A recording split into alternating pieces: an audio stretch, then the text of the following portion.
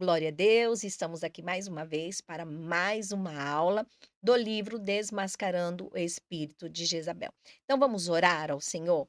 Pai, no nome de Jesus, nós adentramos a tua presença, te pedimos perdão dos nossos pecados, das nossas faltas, das nossas falhas e te pedimos que o Senhor nos ajude, como igreja, como corpo de Cristo, para podermos agregar a cada dia mais e fortalecermos, Senhor, a porta, Senhor Jesus amado, da tua casa, que é chamada casa de oração. Casa de salvação, casa de libertação, aonde, Senhor Jesus, fazemos parte e agregamos, Senhor Jesus, para a vitória até a tua volta. Em nome de Jesus nós oramos. Amém.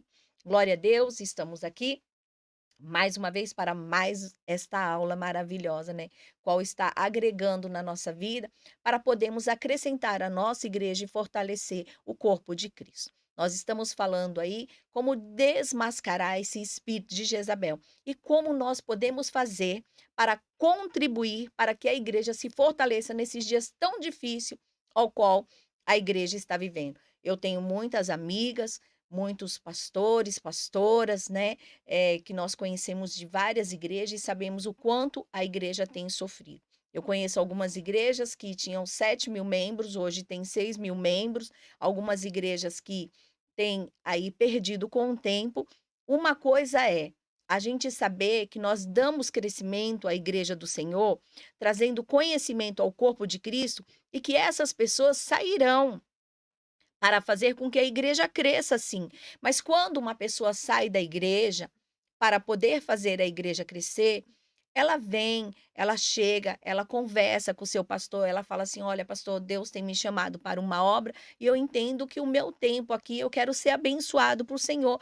Sabe, eu vejo, várias igrejas abençoar, dá até cadeira para que a pessoa, né, monte a igreja e prospere. Nós não estamos aqui para divisão, nós estamos aqui para multiplicação. Agora, o que não pode é você sair de uma igreja difamando o pastor, difamando o grupo de mulheres, difamando a esposa do pastor, difamando a liderança do louvor, difamando as pessoas. Isso não pode acontecer. Porque isso é um espírito de Jezabel, um espírito de ambição, um espírito de divisão, de facção. E isso não é algo frutífero para a sua própria vida. Fruto é, se o teu pastor entender, amém. Se o teu pastor não entender, você vai pedir para que Deus coloque ao coração dele, porque a palavra de Deus mesmo diz, lá no livro de João, capítulo 15, que nós somos uma árvore, considerada uma árvore, que o Senhor poda essa árvore para que essa árvore dê mais fruto.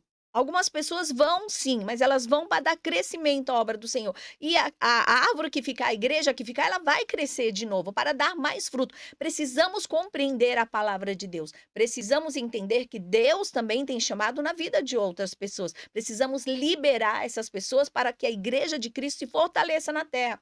Eu quero mais é que tenha uma igreja aberta do lado da outra. Nós não somos competidores um do outro. Nós estamos ali para ganhar pessoas para Cristo. Pessoas que eu vou ganhar, você não vai ganhar. Então nós temos que entender isso. Nós não estamos como divisão, nós precisamos participar desse corpo de Cristo.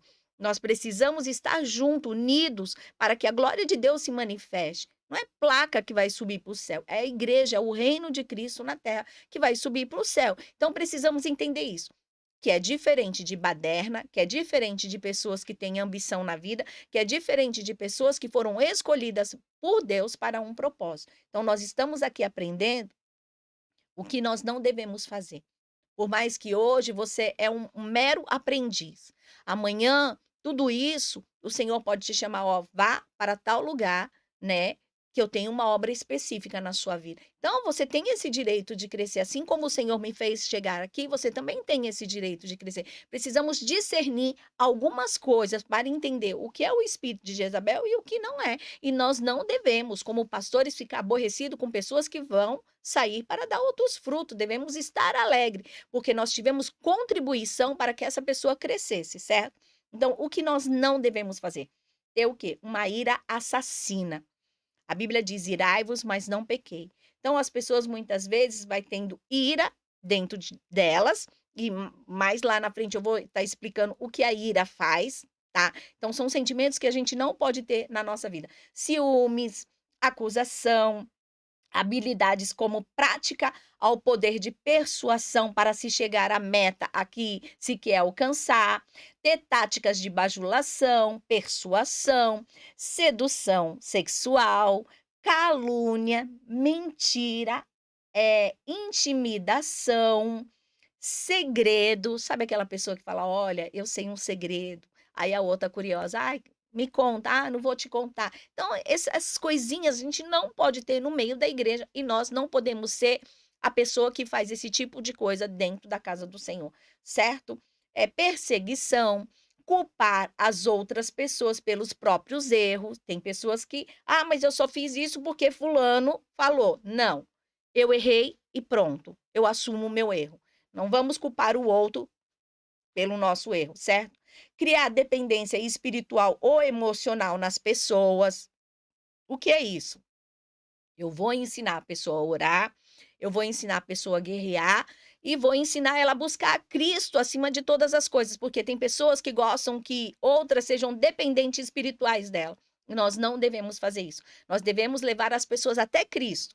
Assim como nós conseguimos chegar até Cristo e ter essa liberdade espiritual, devemos levar pessoas a agirem desse jeito e desse modo, a não ter dependência nem espiritual nem emocional totalmente dela. Ah, eu quero um conselho. Ah, eu quero. As pessoas precisam aprender eh, a ser aconselhada por Deus, buscar resposta em Deus, do que nós ficarmos dirigindo vidas de pessoas. Nós não temos esse direito de interferir na vida das pessoas, porque se nós entramos na igreja, a palavra é pregada para todos.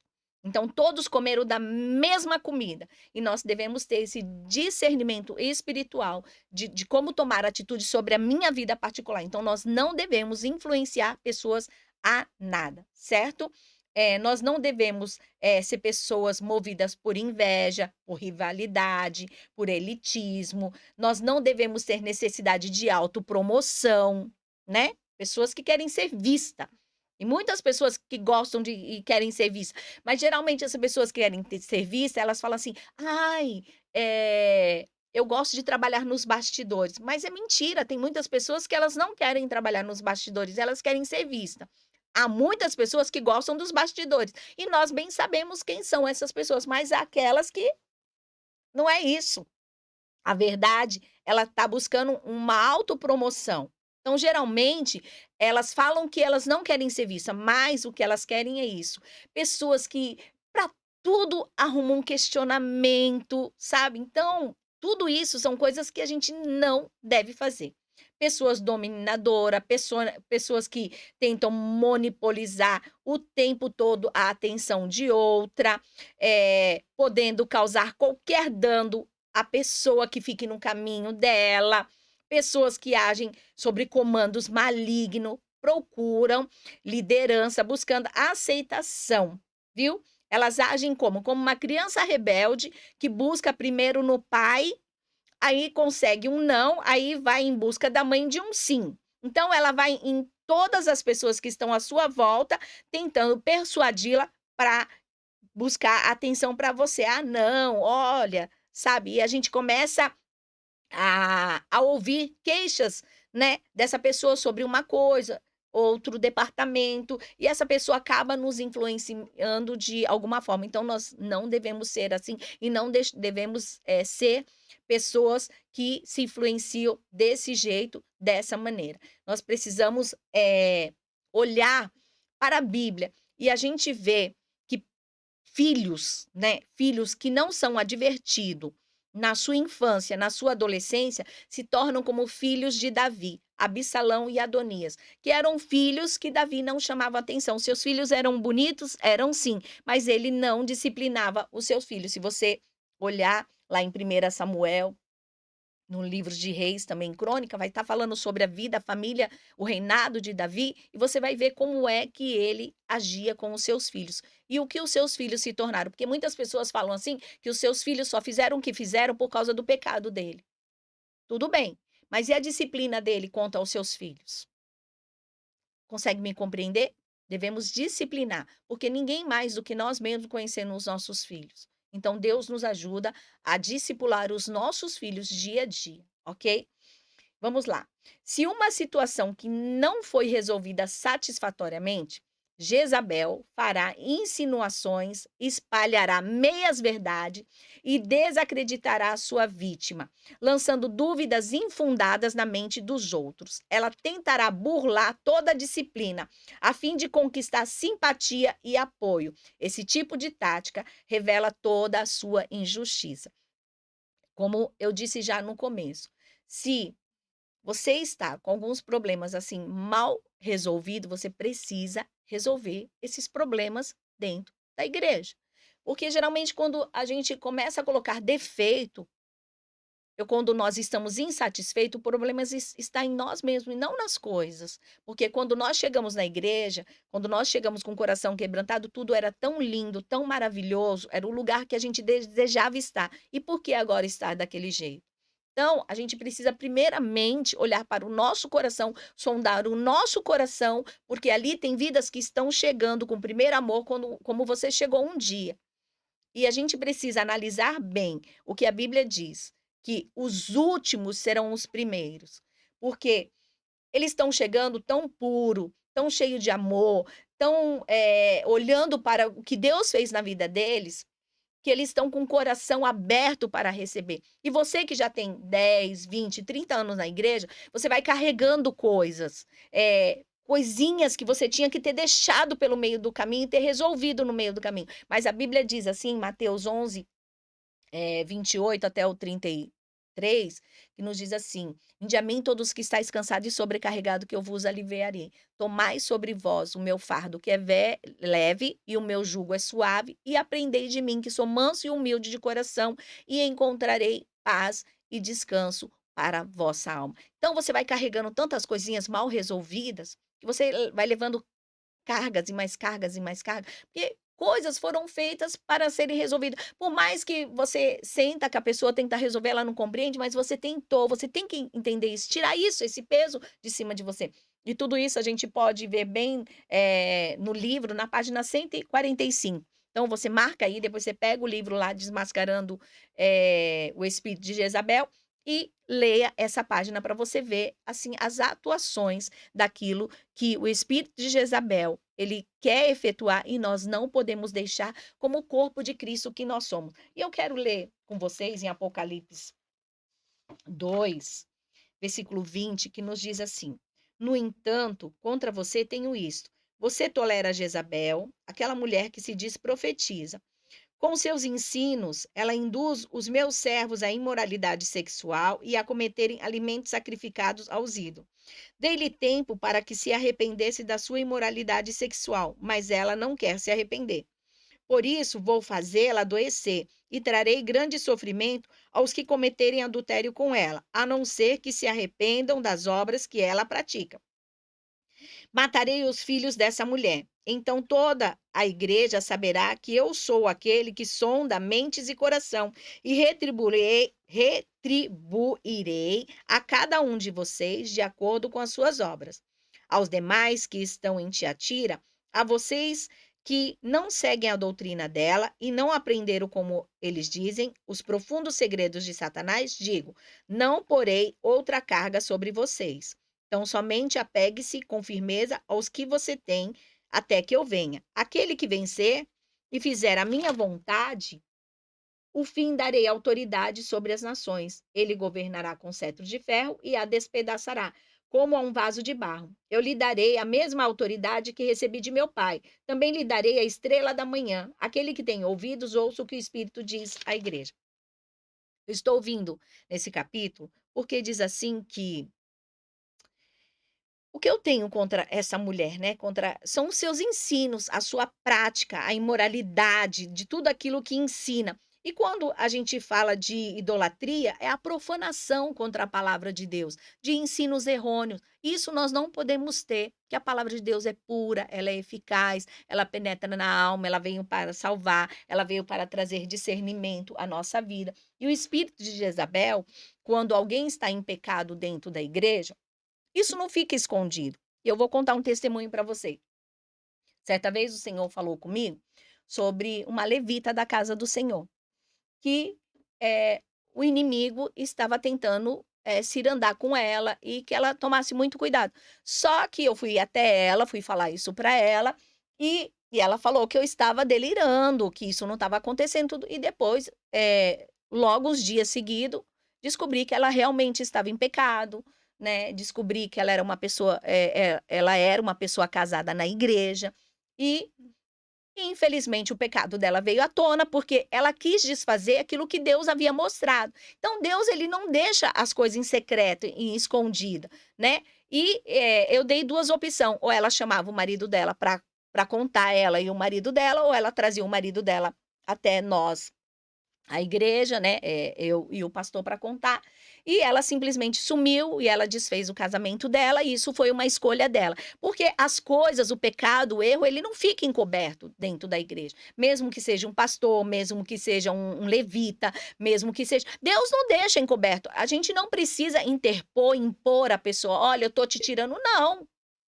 Eu fui, levei o recado de Deus, ela se fez como eu estivesse louca, que Deus não estava me usando, mas Deus não deixa nada em pecado, Deus trouxe o pecado dela à tona. Então, você não precisa se preocupar com isso, você precisa entender que Cristo é o cabeça da igreja, Ele é o cabeça da igreja, e você como pastor precisa pedir ao Senhor, no me dê entendimento.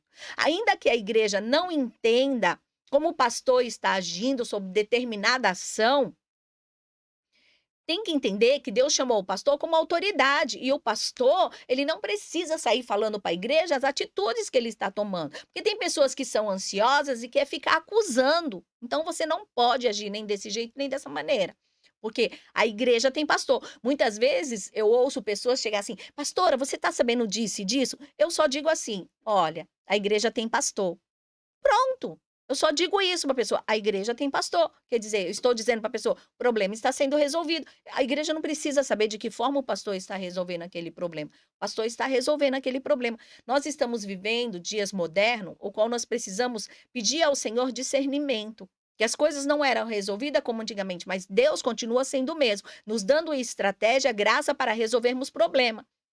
Só que tem as fififi da igreja, né, vamos dizer assim, as antenas ligadas de plantão, que querem saber de tudo e são os pontos acusadores de irmão dentro da igreja. A igreja, ela foi chamada para perdão, ela não foi chamada para acusação. Nós devemos discernir pessoas satanistas, pessoas que vêm do império das trevas para fechar a igreja, mas também temos que discernir o quê?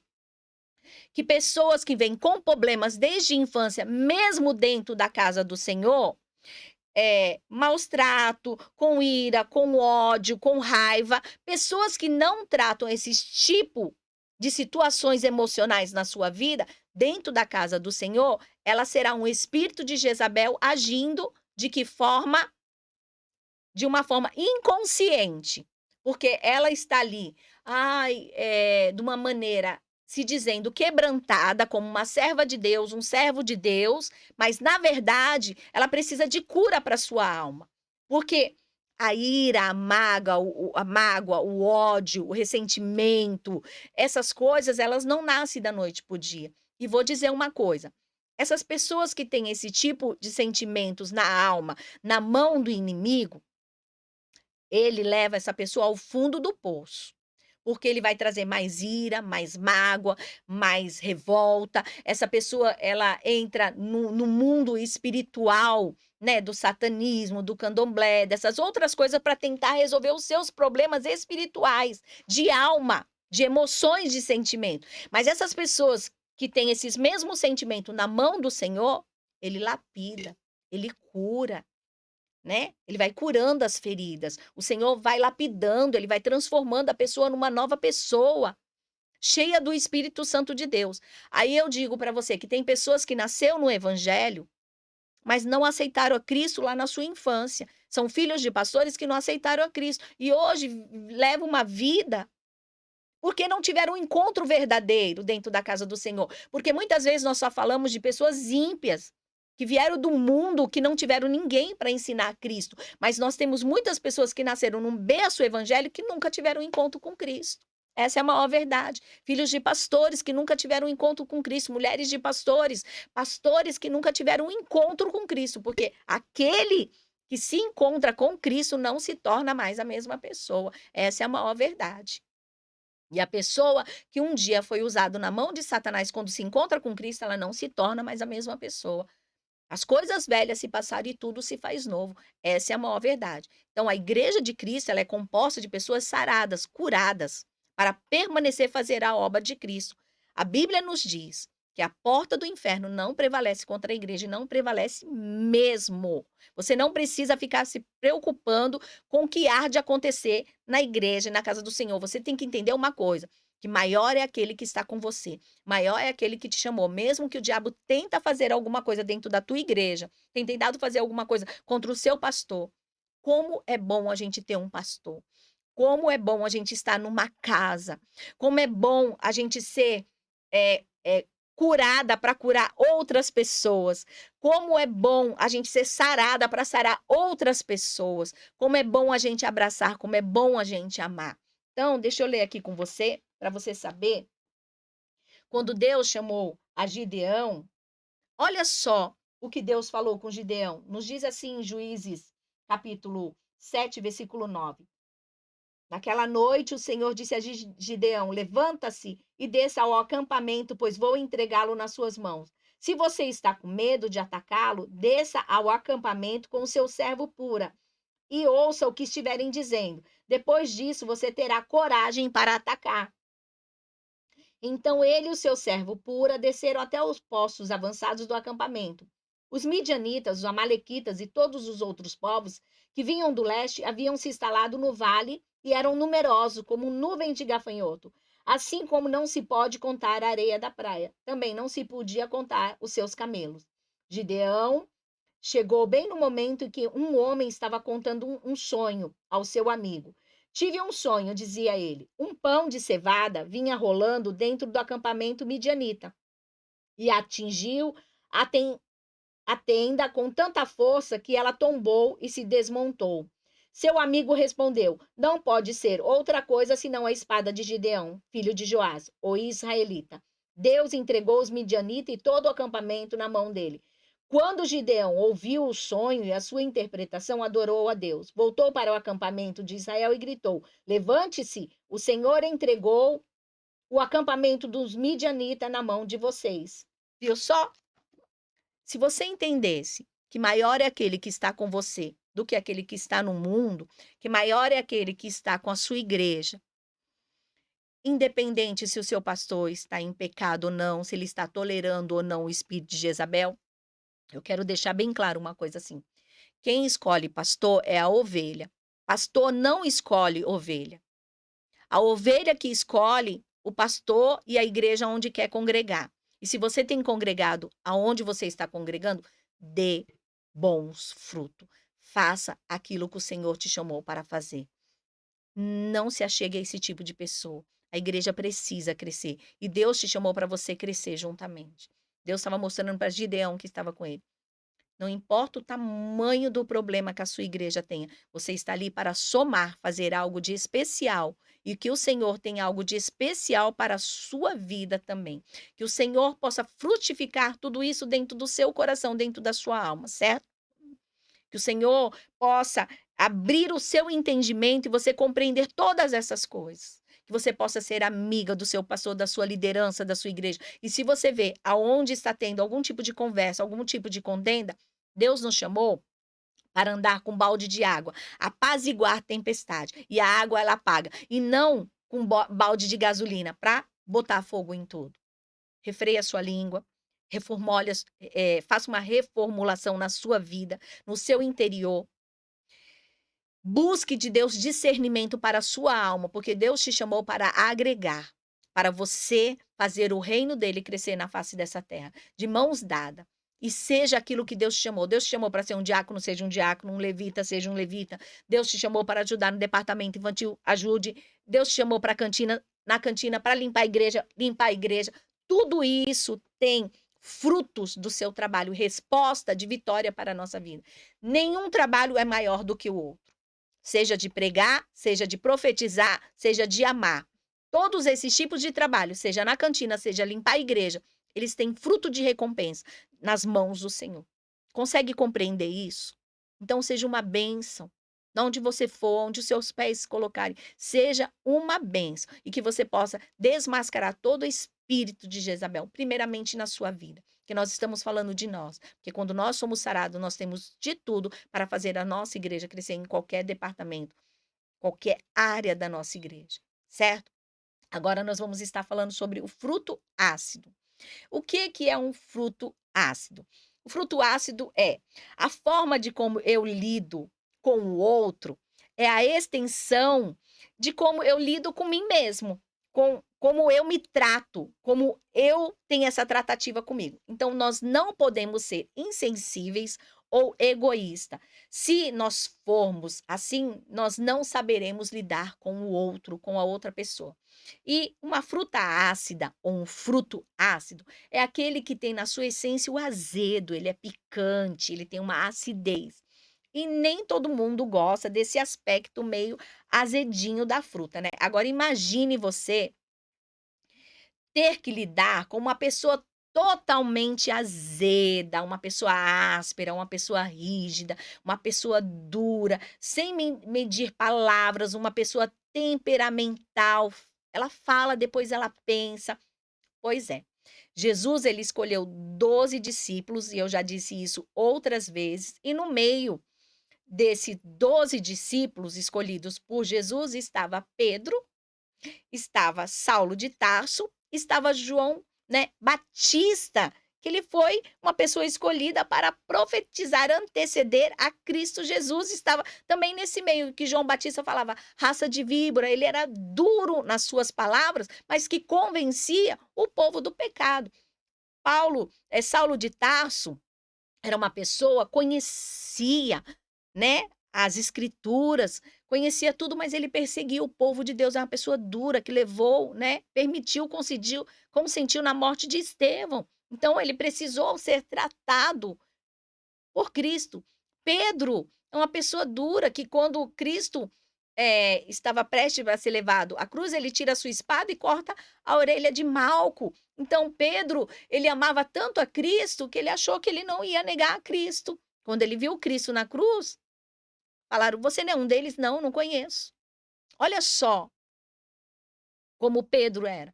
E tudo isso Deus teve que fazer um trabalho no coração de Pedro, de Saulo. João Batista não, João Batista ele foi decapitado por dizer verdades, mas daquela maneira dura. E às vezes as pessoas são duras, mas Deus também usa ela. Nós precisamos entender isso, compreender, certo? Então, vamos lá. Olha, a tristeza, quando nós temos algo que não foi resolvido, ele gera tristeza no nosso coração. Da tristeza é gerado a mágoa. A mágoa, ela gera amargura. A amargura, ela gera a ira. E a ira gera o ódio. Esses tipos de pecado, ele nos prejudicam. Eles podem nos prejudicar e nos levar à iniquidade. Então, muitas vezes nós estamos na casa do Senhor, estamos com esse tipo de pecado sobre a minha vida, sobre a sua vida. E nós devemos pedir para que o Senhor venha, liberar o nosso coração. Lembra que eu comecei falando para você que, eh, nós precisamos pedir para o Senhor Jesus entrar na nossa alma, porque uma pessoa que ela pode ter ira no coração, ódio, mágoa, de um passado, de uma infância, de um abuso, né, ela pode de um cárcere, ela pode ter isso dentro do seu coração, dentro dessa alma, mesmo pessoas vivendo dentro da casa do Senhor. Pessoas que viveram momentos difíceis, porque a pessoa era uma pessoa azeda, uma pessoa difícil. Então, quando ela coloca tudo isso na mão do Senhor, ele nos cura. Quando ela não tem essa consciência que precisa dessa cura, ela tem uma falsa religiosidade, ela vai levando essas coisas e ela é um grande perigo para a casa do Senhor, para a igreja de Cristo. Nós precisamos pedir para o Senhor vir curar a nossa alma, tirar a tristeza, tirar a mágoa, o ressentimento, a amargura, a revolta, o rancor, o ódio. Nós precisamos, porque tudo isso gera um câncer espiritual, um câncer no nosso sentimento, um câncer na nossa emoção. E quando nós somos curados de tudo isso, Nós somos livres, nós somos libertos. E o espírito de Jezabel, ele compõe esses tipos de emoções e sentimentos. E nós precisamos pedir para o Senhor, porque esses tipos de emoções e sentimentos, lembra, que isso aqui é uma presa fácil para o diabo. Uma presa fácil para o diabo. E ele pega esses tipos de pessoas, com esses tipos de emoções e leva elas a um fundo do poço. Quando muitas vezes nós oramos pedindo: "Senhor, quebra o cárceres", pessoas que estão encarceradas. "Senhor, tira essa pessoa da escravidão", pessoas que estão sendo escravizadas por esse tipo de sentimento. E o diabo vai usando mais e mais e mais e mais. E muitas vezes elas não têm consciência que precisa, por causa de um passado, ser liberta. Por causa de um namoro que não deu certo, um noivado que não deu certo, um casamento que não deu certo, sofrimento, um abandono, uma dor, um pai que não conheceu. Então, tudo isso nós precisamos colocar diante do Senhor para sermos curados diante do Senhor. Por isso que eu venho aqui trazer para mim, para você. Eu tive uma infância difícil, mas eu tive que orar muito para pedir para o Senhor me curar daquela infância difícil. Eu cresci dentro da igreja. Quero que vocês entendam que eu estou falando daquilo que eu sei, não daquilo que eu não sei. Eu cresci dentro da igreja com uma infância muito difícil, passando fome, dormindo no escuro, com pai alcoólatra. Então, eu sei do que eu estou falando. Eu me desviei dos meus 12 aos 19 anos, mas quando eu voltei, eu fui pedindo cura para o Senhor. Eu queria ser um vaso nas mãos do Senhor. Então, eu sei daquilo que eu estou falando. E eu já estou no ministério há 17 anos como pastora. No começo eu não queria aceitar, porque eu não me via qualificada. E o Senhor teve que trabalhar isso em mim. E hoje eu vejo como pessoas dentro da igreja estão feridas, machucadas, magoadas e não buscam essa cura para a sua vida, se libertar dessas feridas do passado.